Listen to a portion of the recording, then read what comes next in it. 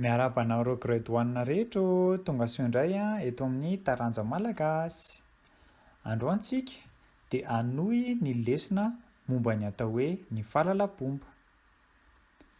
Tamin'ny herinandro isika rankizy nianatra ny atao hoe aiza daholo ny tokony hanehoana ny fahalalam-pomba, ny valiny ao an-trano, eny am-pianarana, eny an-dalambe ihany koa.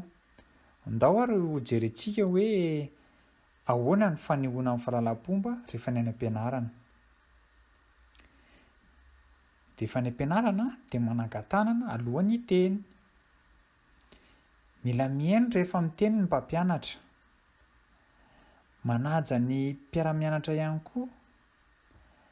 Tsy mikikika rehefa ao an-dakilasy. Mivoaka ny ivelany rehefa handefa rivotra. Antsika rankizy ve izany?